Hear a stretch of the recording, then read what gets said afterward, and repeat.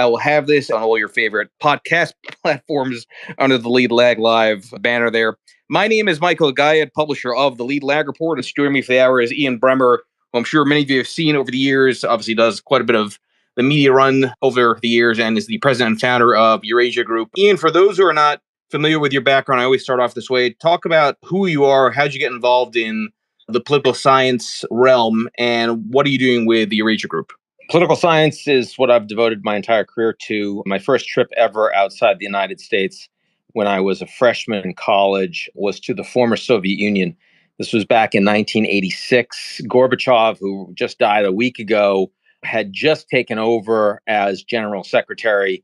And I mean, my God, what an amazing time to be, exposed to that part of the world as a kid that grew up in the projects and knew nothing about anything outside my own country. It just got me very excited to learn about stuff outside the U.S., international affairs, and our role in the world.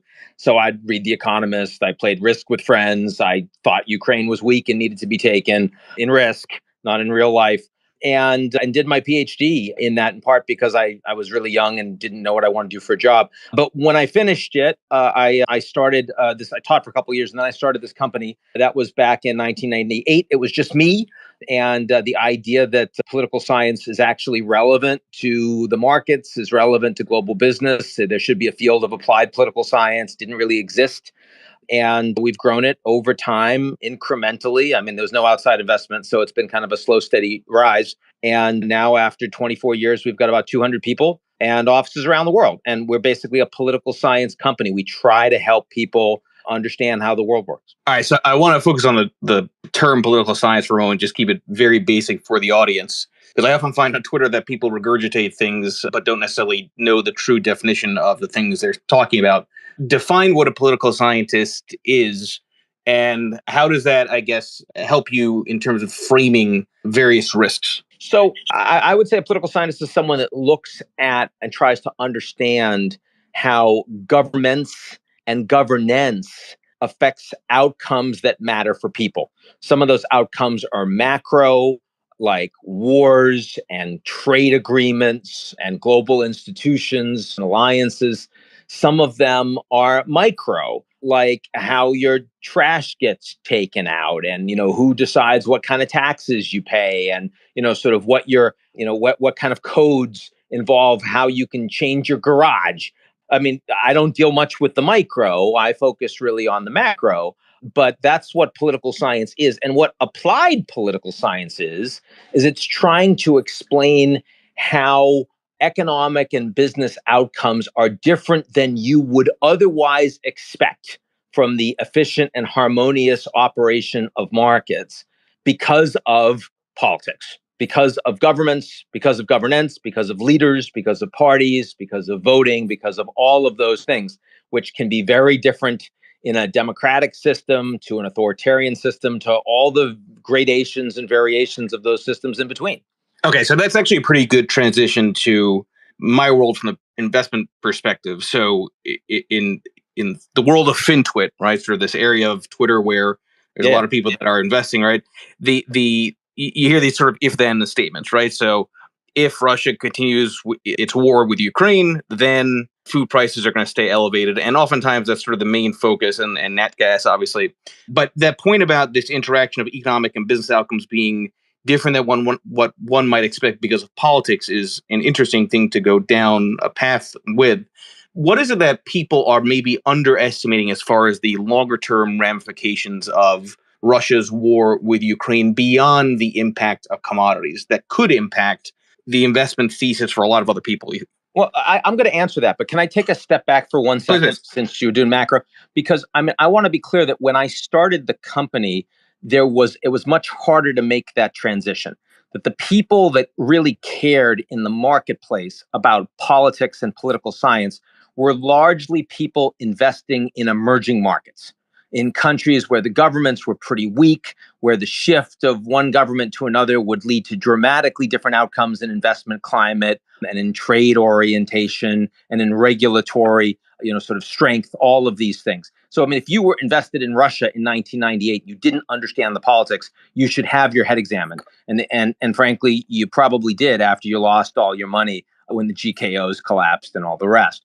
But if you invested in the United States or Canada and Europe and you didn't understand the politics in the 90s, you probably didn't think you were missing very much. And what's interesting over the last 25 years is, first of all, there's a lot more political volatility even in the developed world, even in the United States, even in the EU. And we feel that with the political dysfunction and the whipsaw effect from one government to the other. I mean, back in 2000, the Democrats and Republicans were having a harder time even distinguishing themselves for the average voter. No one would say that in 2022, right? And then also, you have this enormous shift in the macro environment, that no one's talking about a US-led globalization anymore. Some people talk about the end of globalization. Some people talk about decoupling. Some people talk about fragmentation. I talk more about a world adrift. But irrespective, what we know is that the United States is not willing and capable of leading global trade, is not capable and willing of leading a global model of markets, a Washington consensus.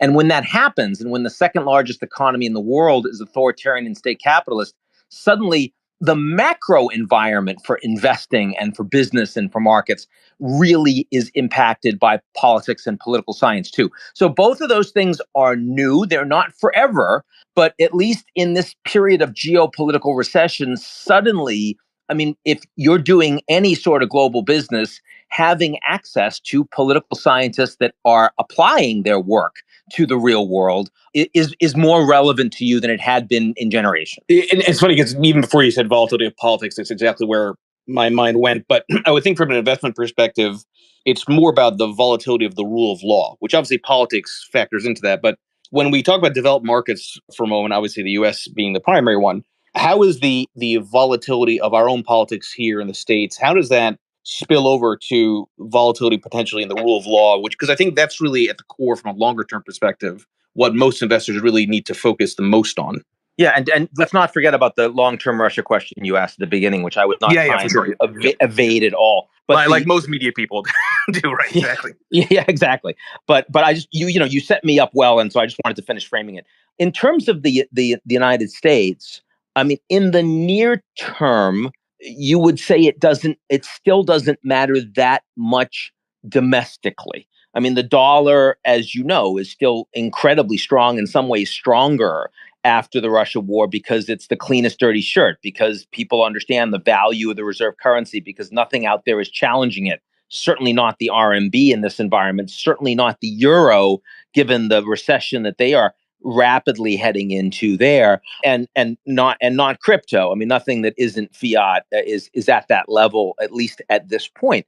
And so what that means is that the United States still has an abundance of resilience and stability that allows people investing in the American market to pay a little bit less attention. But there are some significant exceptions. So one exception is that the increasing differentiation in regulatory environment between red and blue states means that people that have exposure to workforces, or sort of have significant capital investments in those different constituencies, suddenly have to play the politics a lot more. I mean, if you're Disney and your biggest workforce is in red Florida and blue California, and you're getting tossed around like a piñata by political leaders who are saying that you're not playing by the rules that you should be playing by, you're in the middle of culture wars and identity partisan politics and all of that.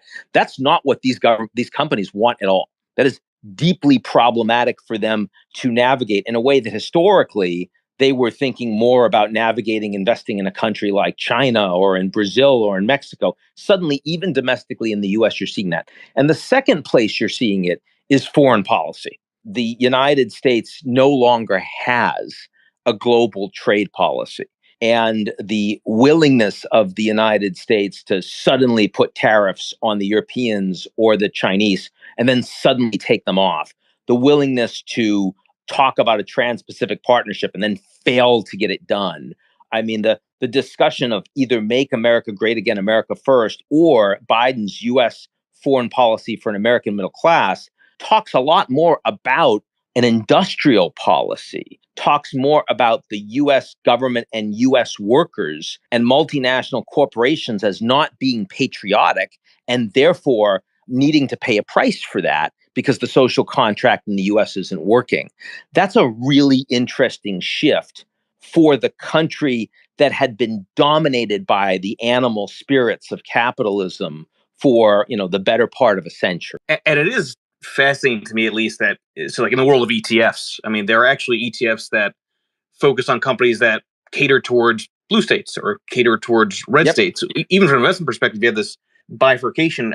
I don't. What is it that caused this dynamic where increasingly companies seemingly are adapting to the demands of what you can argue are extremes, right, versus the middle, which is again not just a dynamic in politics, but I think also just in corporate life in general.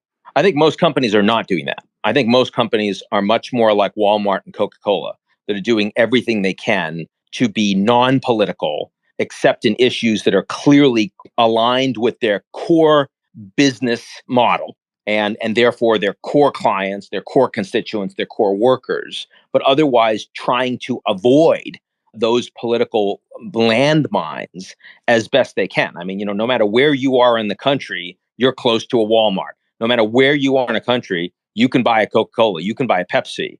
And most American multinational companies desperately do not want these problems. They don't. And it is absolutely true that, woke capitalism has become kind of a coeur de crise for a lot of CEOs and for the Business Council in the last year. And they weren't talking about it all last 3-5 years ago. But it's not because they are trying to figure out, let's make sure that we are seen as aligned with red or blue states and their politicians. It's rather how do we get back to capitalism? How do we get back to just, shareholder profitability and making as much money as we can and assuming that that's the way that American growth is going to work for the country and work for the world. Now, there are lots of reasons why that is breaking down. The biggest reason why it's breaking down is because a lot of Americans feel like they aren't benefiting from that model. I mean, if you don't have access to capital, you don't like capitalism. I mean, that was certainly true for my mother when I was growing up as a kid. But I think that's true for a lot more people across the United States right now. The U.S. has had this incredible run of economic growth and success in power influence around the world. And yet the U.S. is presently the most unequal of all of the advanced industrial economies. That just wasn't true in the 70s, the 80s, and the 90s. And I think that there is a backlash that is now hitting a significant number of titans in corporate America as a consequence of that. All right, so we're going to go back to that Russia-Ukraine point, but I want to go do a branch off that point you just mentioned about how do we get back to capitalism. I have to put out a tweet just randomly at night saying, unpopular opinion, this isn't capitalism, referring to what's going on, not just under this administration, but the prior one as well, because we're in this world where increasingly losses are avoided because the Federal Reserve comes in, the fiscal policy side comes in, debt keeps increasing, and that I think is at the end of the day the real source of that widening inequality. I also think that, if in China you can say that the state captures corporations and therefore you have to be a national champion or you're going to be at a major disadvantage, in the United States, increasingly corporations capture the state, and the regulatory environment is frequently written by special interests with lots of lobbying dollars, billions and billions of lobbying dollars. We saw that with Citizens United, and we see that only continue through election cycle after election cycle. And this is not just a one side of the political spectrum issue. There are different players that matter more for different parties. And we talk about the left, you're talking more about trial lawyers, for example, and teachers unions, for example, and on the right, you're talking more about big finance and big oil.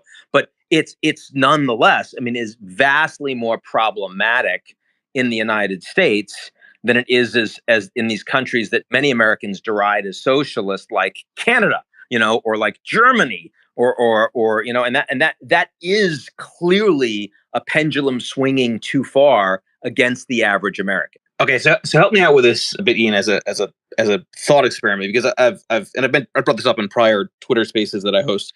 I'm personally a believer that I don't think democracy and capitalism can really coexist, and I say that because if you think about how politicians get elected, they get elected by promising more.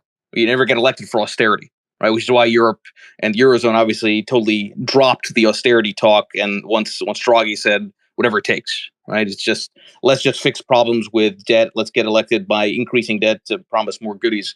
So it seems to me that if capitalism is about having gain and then obviously loss, and politics make it such that you can't really have loss and you keep increasing debt, the pain may be what we're having now, which is inflation. But is there something to this idea, which I personally believe, that in the very long run, it's very hard for the two to really coexist? Well, my argument would be that the way you just portrayed that is clearly true on a election by election, economic cycle by economic cycle perspective. But the problem is that's a short-term perspective. So if you want democracy to be more aligned with economics, you have to make democracy longer term. You have to make the incentives for political leaders longer term. And, historically, that was one reason why the court system and the Supreme Court was seen to be a better repository of a lot of, sort of popular will, because you would have people that were appointed and then would be there for a very long time and wouldn't have to worry about, sort of regular elections or reappointments.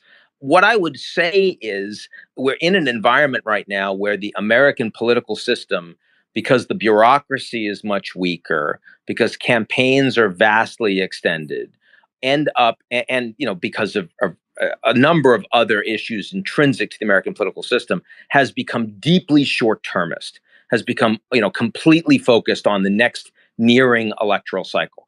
And I would argue that the EU has less of those problems, because a lot of what happens at the EU in terms of regulation and in terms of legislation is functionally done by a large technocratic bureaucracy at a supranational level. Now, the EU, of course, sacrifices entrepreneurialism, sacrifices big business as a consequence of that, sacrifices growth. I would still argue the EU is a democracy.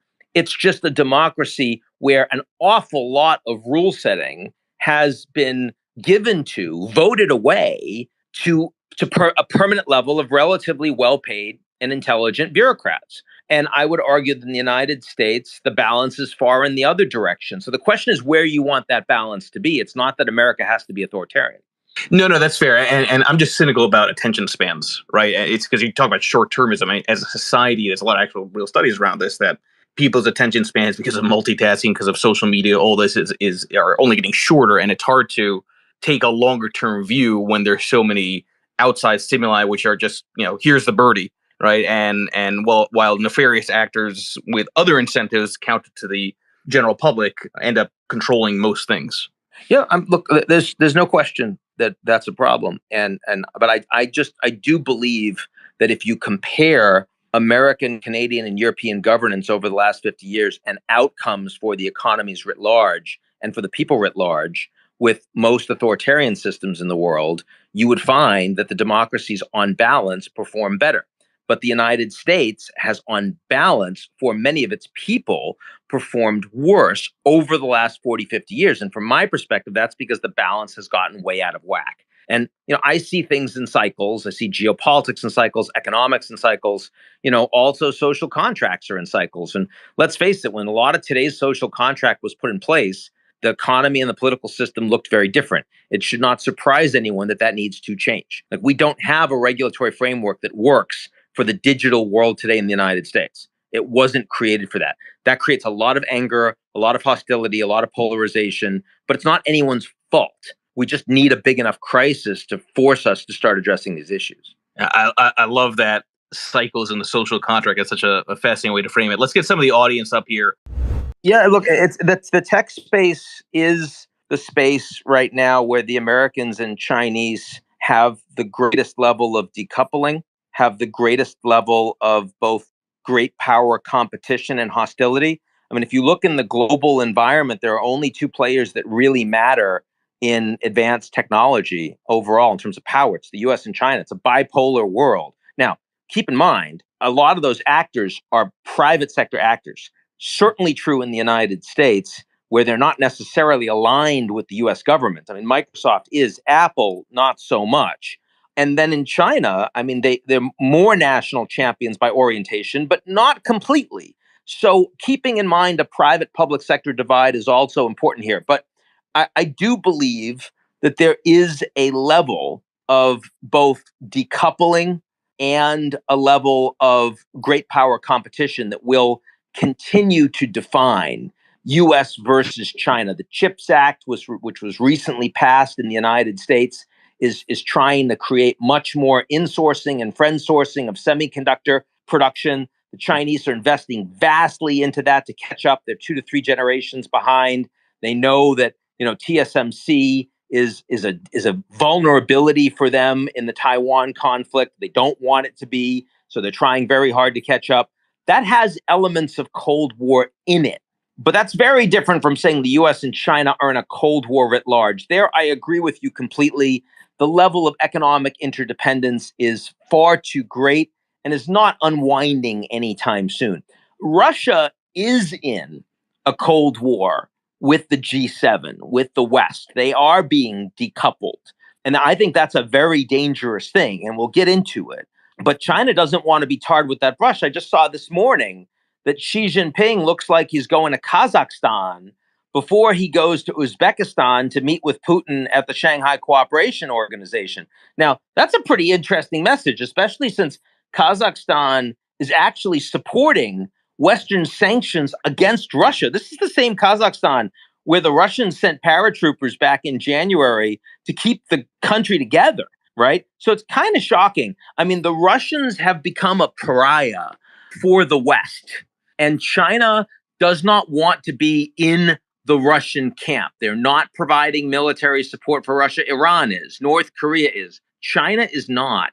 And I think that watching how the Chinese are responding to and engaging with the Russians, I mean, I would argue that in the last 6 months, the Russian relationship with China has been no closer than the Russia relationship with India, which is a member of the Quad.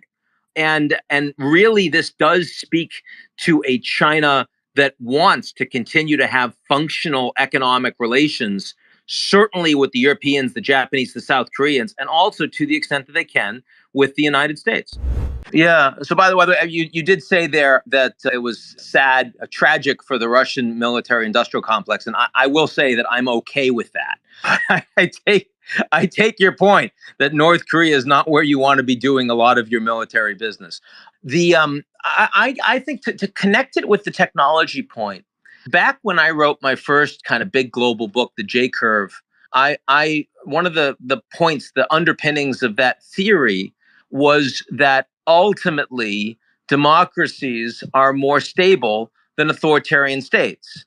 Authoritarian states that are truly closed want to stay closed because if they open even a little bit, they can become much more unstable. But ultimately, consolidated democracies were the most stable models of governance. Now, that was at a time when technology was largely aligned with that thesis. We were talking about the internet, the communications revolution. No one on the internet knows if you're a dog. It was very decentralizing. It was very empowering for individuals, and it was very disempowering for authoritarian leaders because it was creating transparency and the ability of people to get information all over the world. Well, today, technology is much more about surveillance. It's top down. It's much more empowering to the Chinese model of political stability, even as the Chinese economy is facing far greater challenges internally than the Americans are, than it is the United States, where actually most technology, to the extent that it affects political stability, is actually in democracies, creating more political extremism and facilitating tribalism and fragmentations, undermining civil society. Now, I'm not suggesting that that is going to continue. It's already changed once in a big way in the last 20 years. It could well change again. But as long as, and one way it could change would be, Web3, decentralization, crypto, the blockchain, and maybe that really creates true privacy for individuals again and undermines the monopoly of the platforms. But if that doesn't happen, or if it doesn't happen soon, then we could be in an environment where technologically empowered authoritarian states end up having stability advantages over consolidated democracies. That scares me. I don't have a strong view on this right now, but it's something that I think we need to be very closely assessing because it's enormously dangerous if it happens. Just to reset the room for everybody that's here, first of all, everyone, please make sure you follow Ian Bremmer here on Twitter. This is a phenomenal conversation with him, and I'm going to bring up some more of the audience. Again, my name is Michael Guyad, publisher of the Lead Lag Report. Oh, and by the way, hopefully follow me. I shared Ian's pin tweet, which I love. If you're not following some people you dislike, you're doing it wrong. I'm happy to help. I would echo that statement myself. I want to hit on the earlier question before we go to China. But the original question was around this idea that in the investment world, it's a very straightforward link between what Russia is doing with Ukraine and food prices and nat gas and the Eurozone energy crisis. But from everything I've seen from you, Ian, there's much bigger, longer term implications on the world order with Russia and Ukraine. What are some of the things that you think people are underappreciating or underestimating from a macro investment perspective, longer term, with the conflict? Yeah, well, I don't think that the Russians come out of this well. I mean, they can probably hold a significant piece of Ukrainian territory that they've taken since February 24th. Whether they can take all of the Donbass or not is an open question. NATO, the White House, a couple of weeks ago were kind of a coin flip on that. The last couple of days have looked a little better for the Ukrainians. I'm not a military analyst. But what is clear to me is that the decoupling of Russia from the G7, and most critically for Russia from Europe, is functionally permanent. And not only that, but Ukraine becoming a candidate member of the EU is functionally permanent. Finland and Sweden joining NATO, functionally permanent. Germany spending much more on defense, functionally permanent. Forward deployed troops of NATO along the Russian border, functionally permanent. I mean, these are all massive problems for the Russians. This is the first time that a G20 economy has ever been completely decoupled from the G7. We've never seen it before. And it's also a G20 economy with 6,000 nukes, warheads. So, I worry that what's happening is that Russia doesn't look like China anymore, a smaller version of China that's having the same worldview and competitive encirclement problems from the West that China's having in Asia. No, rather, I think Russia looks a lot more like a big Iran. And a big Iran is a much more dangerous environment. I mean, if we're really talking about a decoupling of the Russian economy from the West, then this year they see a 5-6% GDP contraction. But over 5 to 10 years, you'd be talking about a 30 to 50% GDP contraction because they won't be able to make anything anymore. They were the second largest military exporter in the world. They won't be able to make their military equipment anymore. They won't be able to, and they're making 3% of the automobiles right now that they were making a year ago. So what happens in Russia when the economy starts to actually implode? What happens in Russia if they need to have a general mobilization of troops, which Putin's been very reluctant to do, to maintain the balance of forces and their security vis-a-vis a Europeanized Ukraine and an expanded and strengthened NATO? That strikes me as deeply dangerous. The fact that Russia is going to be in the position of a pariah of the West, still being run by Putin, getting older, but with greater levels of internal insecurity and instability. At the very least, you would expect the possibility of expanded cyber attacks, espionage, and maybe even use of weapons of mass destruction. I worry about that quite a bit over the next, not in the next 6 months, but in the next 5 years, absolutely. Look, I absolutely think that the regulations that are being pushed by Democrats and Republicans, you can see massive waste in both. The system is enormously bloated, and special interests have the ability to drive outcomes that they want. And those outcomes frequently are at the expense of the average American voter, and particularly the average American non-voter, of whom there are far too many. I don't like the fact. I mean, you look at the most recent student debt giveaway. I generally liked the idea that it was going to comparatively poor people who usually get the short end of the stick in the US.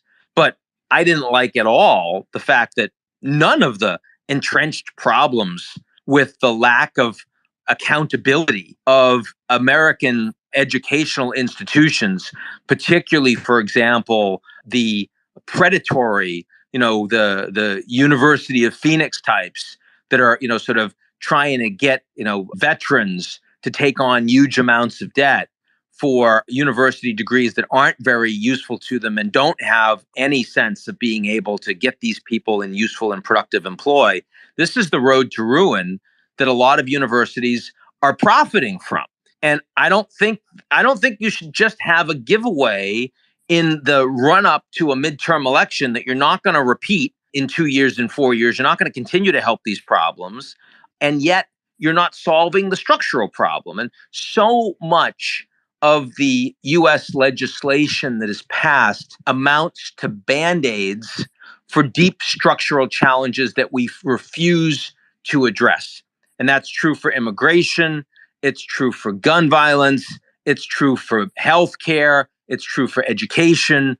It's true in just many, many aspects of the American political, economic, and social system.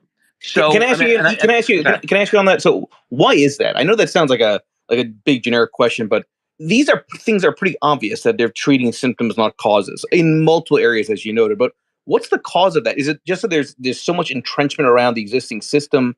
Why is it that nobody's willing to actually look at the structural problems as opposed to the outcome of the structural problems? I mean, I would argue that the completely misnamed Inflation Reduction Act, which, the fact that they named it that shows you part of the problem. I mean, putting that out when it's inflation, neutral at best, at the same time as you're doing the CHIPS Act, which I thought was a good piece of legislation on balance, and the student debt support, which are both massively inflationary. There's no funding in the government for it. I mean, why are you doing that? You're doing it because that was the only way they thought they could get 50 votes on the Democratic side with not a single Republican vote joining them to get this piece of legislation done. I mean, this was a year and a half of pulling teeth to get everybody on board.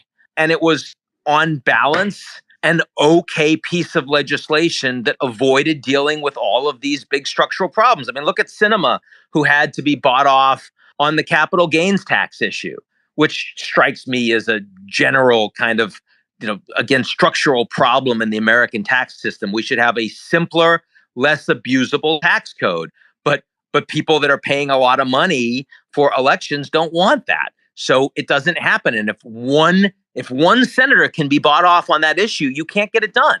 And okay, if the Democrats had a 52 or 55 seat majority, if the Republicans did, then maybe you could get a little bit more done. But even then, when so many of those Democrats and Republicans are not aligned with their own party members, when there isn't a functioning leadership whip system, when individuals are raising their own money from their own big special interests with their own that are, capture their own constituencies, then it's really hard to get big long-term pieces of legislation passed. Doesn't mean you can never do it, but it makes it so much harder.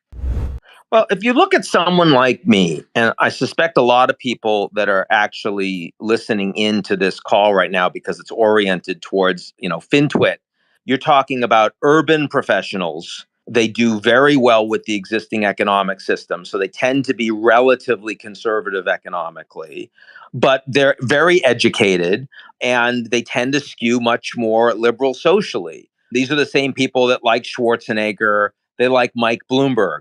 But if you actually do like a quadrant graph of American voters today, you'll find that almost nobody is in that quadrant. It doesn't exist.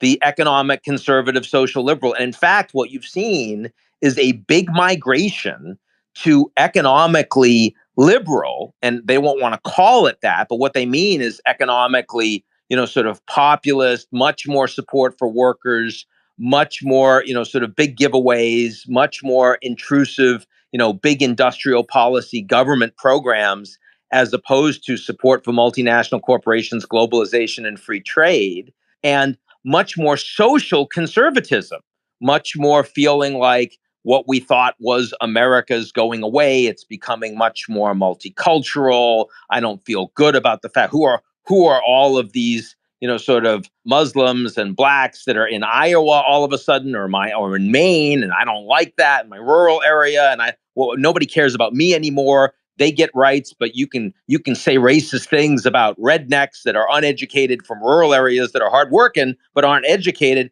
They don't like that. So it turns out that you're just getting this drive towards a part of the political spectrum that back in the 70s and 80s was barely populated.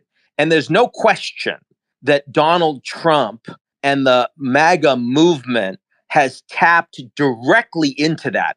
Ironically, even though Trump is a multi-billionaire who inherited enormous wealth and whose cabinet was, comprised of some of the swampiest creatures you could possibly find in terms of big corporations and billionaires.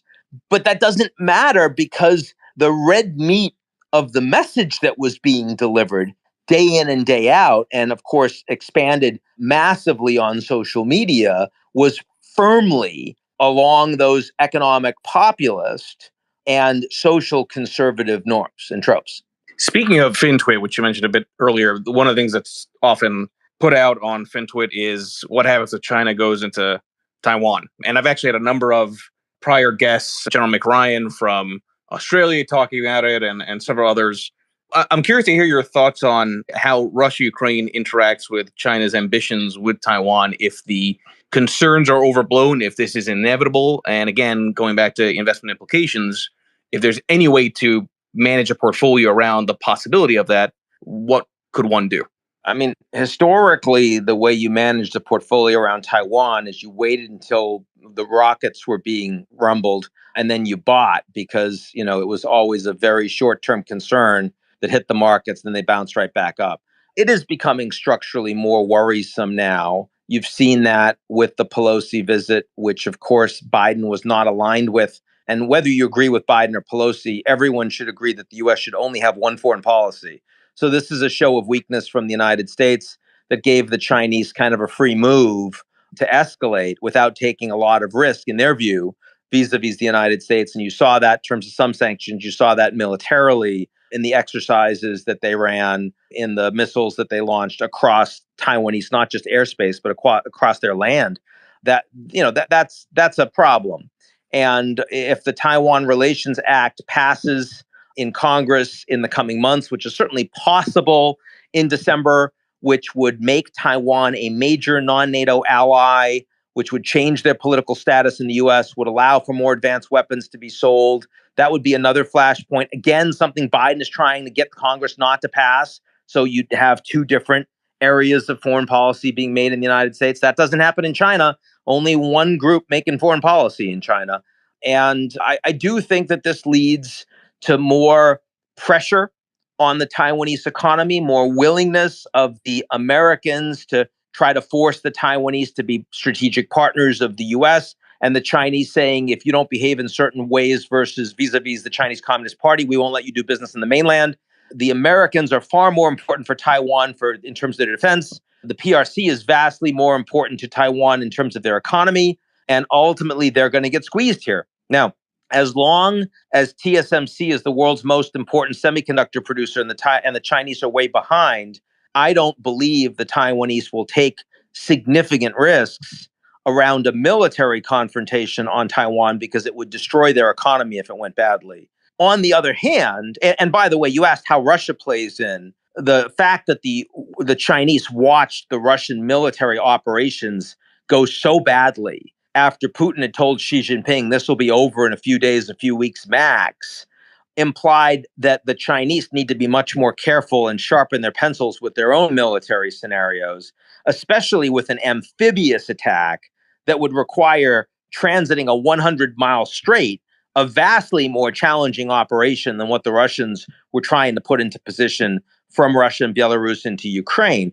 So I think it makes them more cautious, but I also think that over time, the Chinese are looking for options. They're looking for American screw-ups. They're looking for, periods where they could, munch a little bit more and change the balance more in their favor. And by the way, if we had a constitutional crisis in the U.S. in 2024, I think they would see that as an opportunity. I think if you have a Republican House and a new House Speaker decides to lead a group that has far more rhetorical flourishes to make a trip to Taiwan about need to defend them, the Chinese would see that as an opportunity. So, they're looking more at, do the Americans provide space for them to operate through lack of cohesion and lack of strategic policy, then they are making a plan that they're going to invade next week.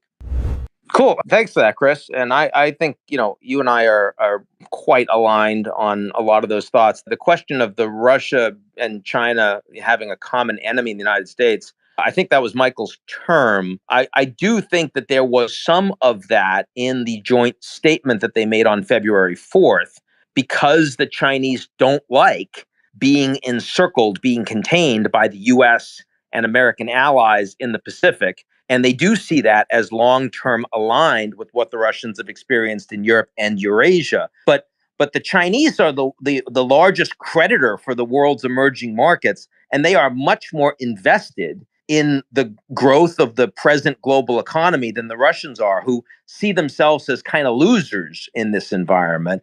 And I do think that since February 24th, Russian and Chinese ideological alignment has decoupled significantly. So I do find myself more in the position that you described now than I would have been if you had raised that point with me last year, for example. But on the China points, you bring up this issue, which is, of course, incredibly important, of whether or not the United States and its companies should think about the well-being of democracy before they think about making profit. And of course, we've got CFIUS procedures and other sorts of, anti-corruption procedures that are meant to, sort of to pay some attention to that. But it clearly was meant for a time when the United States was the dominant economy and model economically and politically in the world, which is now at least open to some question, especially when we talk about technology. And one of the reasons I like the new CHIPS Act is because I think it does actually nudge the Americans in sectors where this is strategically important to actually invest heavily in American national security. I mean, the fact is that U.S. tech, if it wasn't for American tech firms like Microsoft and Google and Starlink, the Ukrainians might be doing much worse against the Russians right now. That is going to play out medium and long term with the Chinese as well. There's no question. You look like a Chinese company like SenseTime and see what they're doing with the Chinese government. It is clearly a very different model of governance that is long term threatening to the consolidated democracy of the United States. But I don't believe that decoupling in certain areas of advanced technology affects the way I would talk to the CEO of Walmart or the CEO of Goldman Sachs or the CEO of another major U.S. corporation that wants access to the soon-to-be likely largest economy in the world for mostly American and Western shareholders. And so I do think that we need to be nuanced in how we think about where there should be a level of strategic decoupling of the US from the Chinese system and where there shouldn't. And by the way, TikTok is a really interesting question that's right in the middle, right? Because the Chinese won't let American social media companies into China. But the Americans, I mean, the kids are all about the TikTok, and the Chinese, certainly if they demand to have access to that data, they will get it. So what do we think about that? That to me is a conversation that the Brits are now having, the Americans are now having. Ideally, we would have this in an extended NATO plus format. It's not good for us that you say that we need to make sure that the corporations are aligned with democracies, but we actually need to make sure that the advanced industrial democracies are aligned with advanced industrial democracies. And so far, of course, that has not been the case at all. I'm pretty close to the UN, and I've been watching very closely what they've been doing on climate. And one of the biggest successes they've had was the creation of the Intergovernmental Panel for Climate Change, which has all 193 member states are members, and it defines the problem. It says, look, we need to make sure that the world understands what's the state of carbon per million in the atmosphere, methane per million in the atmosphere, biodiversity being destroyed, deforestation. And I mean, that has gotten you a report that the entire world agrees with. Russia agrees with it. China agrees with it. Everyone agrees with it, that we've had 1.2 degrees of climate change centigrade so far.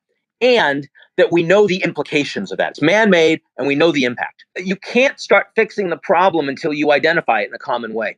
I think that the United Nations needs to have an intergovernmental panel on disruptive technologies, where you get the 193, as many of those countries as you can, including their technology companies, including the technologists, and you identify the state of play of disruptive technologies, everything from AI bots that can be mistaken for sentient human beings, to lethal autonomous drones, to offensive cyber capabilities. And you actually put together a state of play of disruptive technologies.